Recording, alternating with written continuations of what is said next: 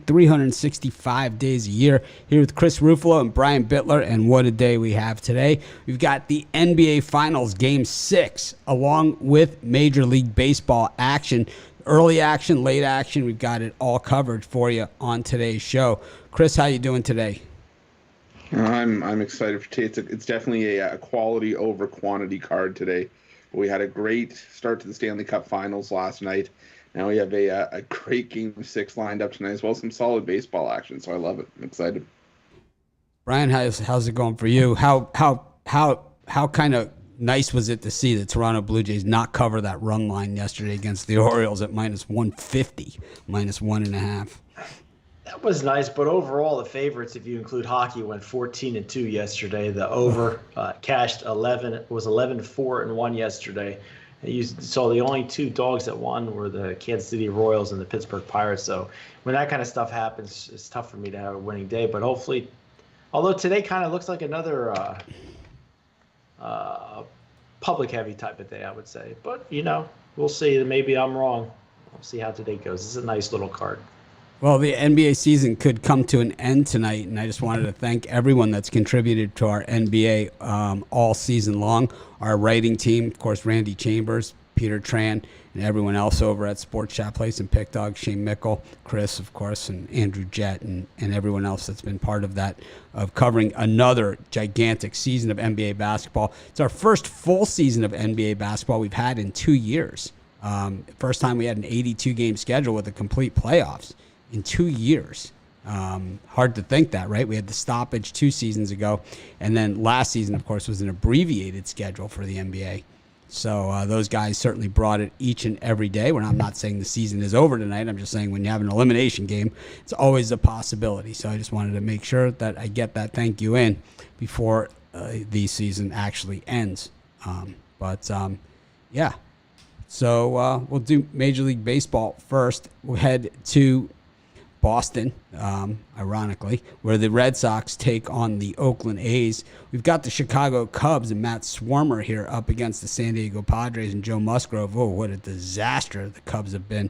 And the Toronto Blue Jays trying to recover from yesterday's one-run win, barely squeaked it out against the Orioles.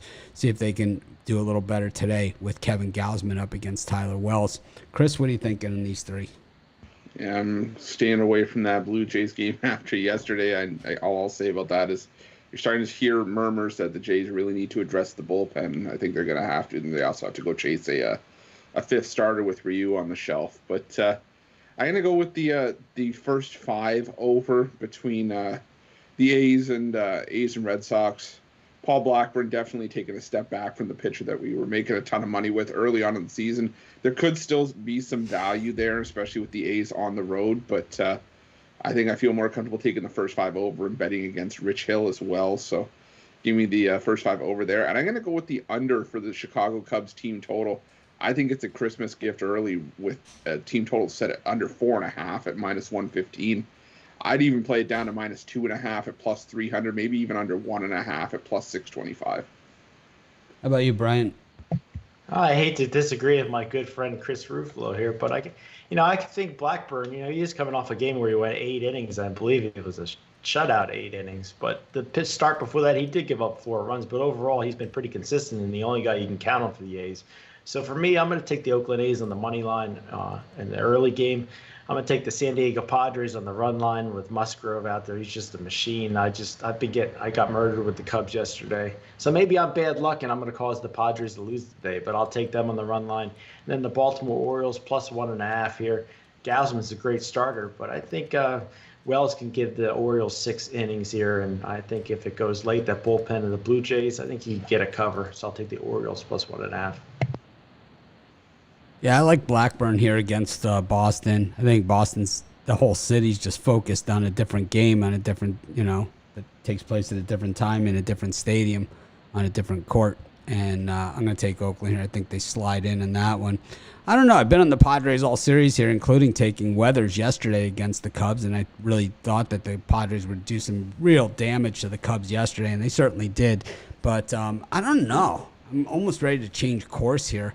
Just seems that, the Cubs aren't going to lose every single game. Maybe they will. I don't know. This line has gone from plus 182 for the Cubbies down to just plus 150. You got a 32-cent move in that direction. Never a good sign.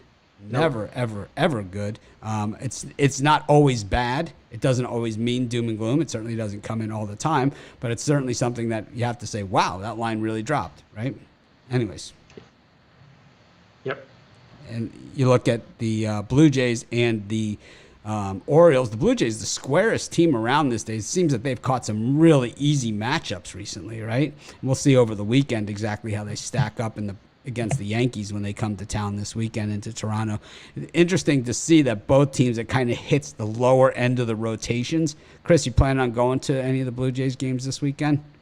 If the ticket prices are right, but I have a feeling that they're going to skyrocket for this weekend's games. They're already at that point. So you're going to want to bring a glove to the stadium. You got Stripling going against Montgomery tomorrow, and that just kind of tells you where they're at in the rotation of those two teams. So should be interesting. But I think the Jays bats certainly hammered Wells in this one.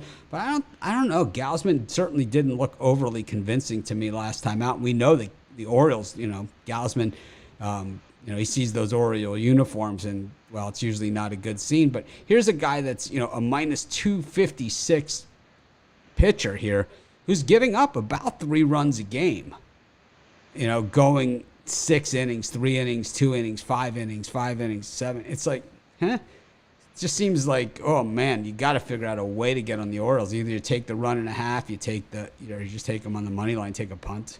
I can't go on the Blue Jays. Squarest team on the board. Anyways, we go to the Rockies against the Guardians of the Galaxy. We've got the Nationals taking on the Phillies and the Yankees and the Rays. It has been a rough series here for the Tampa Bay Rays. Brian, what do you think of these three? Oh boy, here in this group in the games here, I probably sound like Al here with a big sigh, but I'm gonna take the Philadelphia Phillies and Zach Wheeler. Another super public game here. Just he's been fantastic since his rough start, and Patrick Corbin usually batting practice. The Phillies bats needed a late wake up call to beat the Marlins, but I think they cover the run line here against the Nationals, and then Rays and Yankees here. I'm going to go with the under 7.5 here. Rays are the master of the bullpen game, and I think Severino can hold the Rays bats in check. So I'll take the under 7 Rays Yankees. 7.5 Rays Yankees. Yeah, I was looking at that Guardians game. I'm still going to stick with the Guardians, even though Tristan McKenzie hasn't had a ton of run support. It's part of the reason he has a 2-5 record on the road this season, but he's probably the guy that the Guardians are going to build around in the next few years, and I think he shows why today. He's got some to a win here, and after a couple nights ago, I can't believe I'm going to say this, but I'm probably going to go back to the Phillies on the run line here. Patrick Corbin may have started to turn things around. He's won 3 of his last 4 starts, but I'm just not there with him yet, and Zach Wheeler's pitched really, really well. And I expect the Phillies to hold down the Nationals here with Wheeler.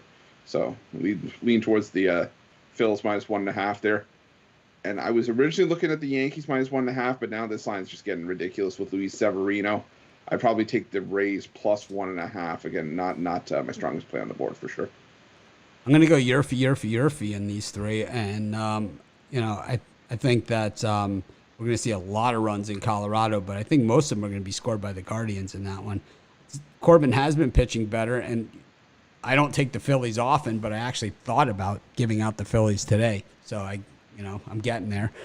Certainly playing a lot better baseball. The talent has always been there, and that's why I've always been so critical of them, is because the talent has been there. Just the performance on the field hasn't. And I love the Rays here against the Yankees. It's Luis Severino minus 250. I mean, come on. The Rays aren't a team that gets swept. Rays aren't that bad. They don't get swept all that often either. It's like they're the master of the bullpen game. So. They are the master of the bullpen game. Speaking of the bullpen game, Brian, what are you selling today? Well, 1-2 day yesterday. Not happy about it, but I got my Money Shot Thursday 3-pack. It's my 3 best bets for $50. Make sure you check it out. Or my best bet in the NBA, the Titanium selection. Or make sure you're a subscriber to the YouTube Premium VIP. That's definitely the best deal in handicapping. And for me, I got my my Thursday pickoff play. The Braves cashed for us yesterday, and like the Braves have done for the last couple weeks, we're going to try to go back to back today as well. Got that pickoff play for $15, or that pickoff play also part of my my Thursday throwdown 3-pack for baseball today, $39.95. I also got my NBA Finals play up for sale as well. I've got so far just my $15 big play, 6-2 in my last 8. Another winner yesterday on the big play with the Minnesota Twins, fairly easy winner. And then I also have a pick for tonight's NBA Finals, less than $25. It's my against the spread pick. So we move on. That was fun. Kind of moving right along today on this show. We've got the Mets taking on the Brewers. You got the Tigers taking on the Rangers. And you got the Mariners taking on the Angels, who have lost 11 road games in a row. Chris? I couldn't hear. I heard something about 11 games in a row, but I think sign me up. I mean, George Kirby getting plus money at home. I know it's Shohei Ohtani, and you have the name brand with Ohtani, but he hasn't been, a shutdown ace by any stretch of the imagination. I think the Mariners are fully capable of stealing one here. So give me the Mariners in this one. I originally liked the over with the Mets Brewers, but I also lean towards the Mets. The Mets just do not lose back-to-back games. I think it's 17 games in a row following a loss they've won. So give me the New York Mets there. And I'm going to go with the under 8.5 between the Rangers and Tigers. Martin Perez, and Bo Brisky. I think he's just going to – that is just a pitcher's duel here. So give me the under 8.5 in this one as well. Yeah, for me in that grouping of games here, I'm going to lay some heavy juice here, take Texas Rangers. Martin Perez is off a bad start, but overall his body of work's been very good this year. And I'm just normally you might be able to get me on the Detroit Tigers, but I just for me, I have a feeling the Rangers come to play today, and the Brewers and Mets. I'm going to take the under 8 runs here. Ashby needs a good start. So does McGill. Mets got absolutely walloped yesterday. I just think this is more like game 1 of this series, a 4-0 type score, real low scoring. I'm going to take the under, Brewers Mets. I like the over in the Brewers Mets. I just think that both these bullpens have been hit pretty hard. I mean, and at the same time, neither of these pitchers are going to stop anybody. I like the Yerfie in that game as well. Tigers and Rangers, and then Mariners and Angels, tough to get away from. Ohtani was the stopper of that long losing streak for them. Maybe he stops the road losing streak. I'm not really sure. I love George Kirby, but he has those blow-up innings that you see from young pitchers. So I'm kind of struggling with these games in the slot, to be honest with you. But anyways, we move on to the NBA. Game 6 in Boston. As soon as Game 5 was over, I think lots of money came in on the Celtics, and you continue to see it pour in. I think, what is it, Brian? 85% of the bets of the money here is on the Celtics in this game. Just a tremendous amount on Boston on the spread here. A lot of the thinking going into Game 5 was that Boston hadn't lost back-to-back games throughout the entire playoffs. Of course, that's gone out the window with Steph Curry's 3-point streak. Both eliminated in the same game in the craziest of scenarios out in San Francisco. But, they returned to the court today. I did some props on my 7 free picks in just 5 minutes. Jason Tatum under 27.5 points, hitting at an 80% clip this series. And I would say had he scored any points in the fourth quarter in these games, he probably would have been over in most of those. I think, Steph Curry, the 3-pointers for today is 4.5, and he's minus 130 to go over that after getting offered last time out. Man, there's a lot of good props out there today. Just a lot of them. Jason Tatum under 6.5 assists, according to the betting tools, is cashed 79 of 99 times. So over the entire season, including the playoffs. Including the playoffs. Yeah. But you're laying juice on that one, probably about minus 145. But Yeah, but when the thing is that you could lay juice, it's just a matter of if the probability is better.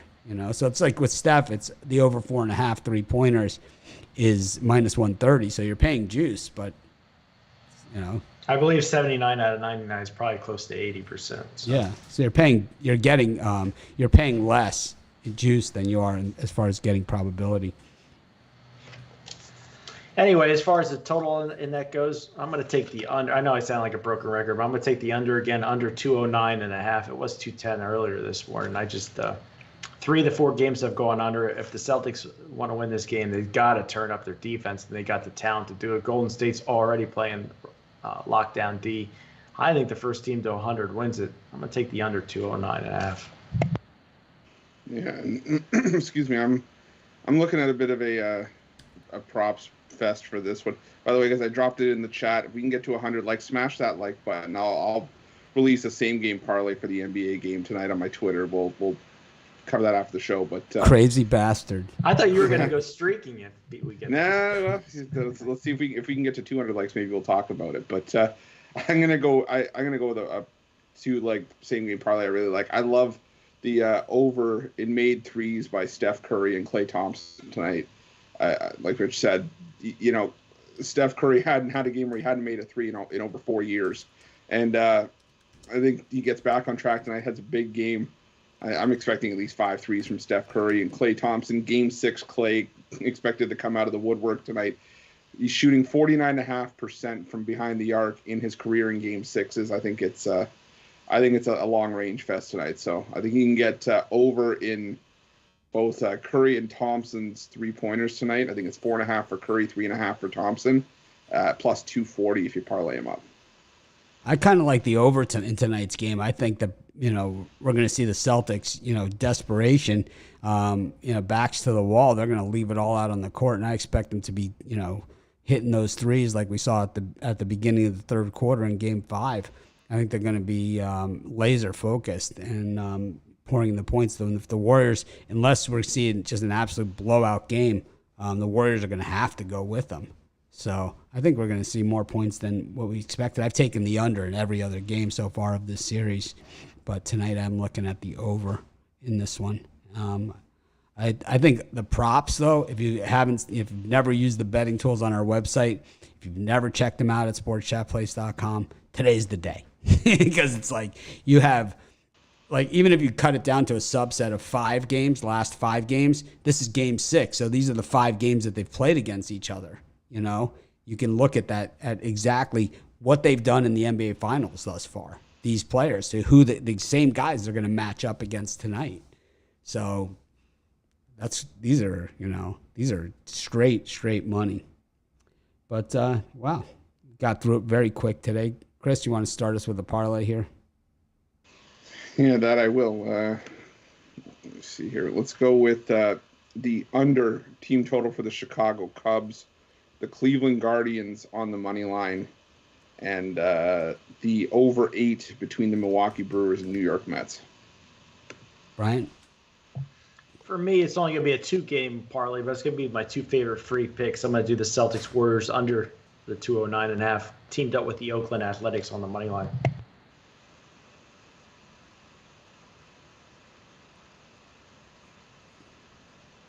All right. I like the over in the Mets Brewers with the Tampa Bay Rays parlayed up with the Baltimore Orioles. Thanks, everyone, for joining us. We're going to do premium VIP combo today. So we'll see you guys in just a second, those that are subscribers.